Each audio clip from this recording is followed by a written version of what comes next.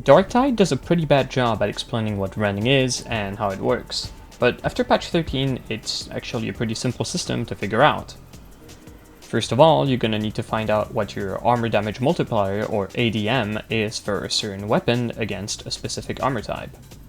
To calculate that ADM, simply take the attack damage you deal to the target and divide it by the attack damage number that's listed on the weapon card.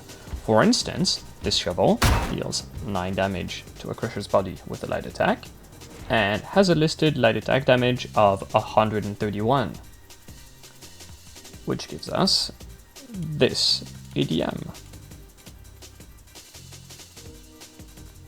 Now, rending applies to this ADM in a very simple way. You just have to add the percentage of rending to it in order to get your new ADM, which takes the rending into account. And we're going to be using Can Opener as an example. So Can Opener's description is actually wrong, and it applies 8 stacks of 2.5% rending, not 5%, which means that a single stab is going to add 20% rending. So to find out how much damage our shovel is going to deal with 20% rending, we simply add 20% to our previously calculated ADM, which gives us our new ADM. And we now multiply that by our light attack damage, and it's giving us a damage of 35. And let's see if the math checks out. He's riddled up, 35 damage. The math checks out. Also, the game doesn't really explain what brittleness is. It's what you see here. When I stab this guy, he's got this little 8 on it because I'm using a mod called debuff indicator, which shows, well, debuffs. And brittleness is the exact same thing as rending. So rending, when it's listed in the game mod blessings, like Uncanny Strike, rending is a buff that's applied to you. You get that rending buff.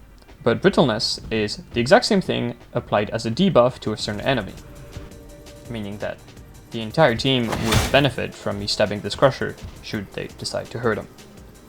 Couple more things. Rending doesn't work on unarmored or infested armor types, and rending has its effectiveness divided by 4 when applied to an ADM of 1.0 or above, which means you get very limited utility from rending something that you already deal full damage to.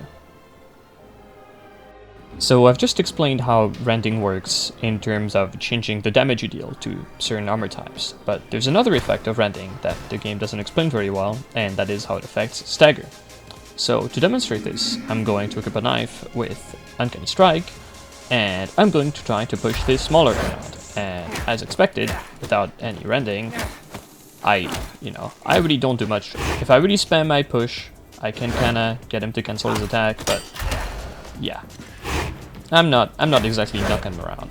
I'm doing little baby pushes and he doesn't care much. However, if I start stacking Uncanny by repeatedly punching him in the head, there you go, I should now be able to knock him on his ass. And there he is.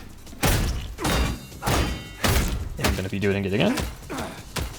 I can just bully this guy all day, no problem. And as soon as Uncanny drops, and I no longer have a rending buff, I can't push him anymore.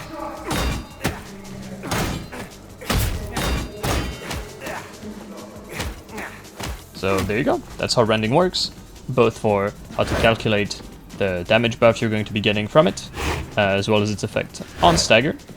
Hopefully you've learned something, and have a good one.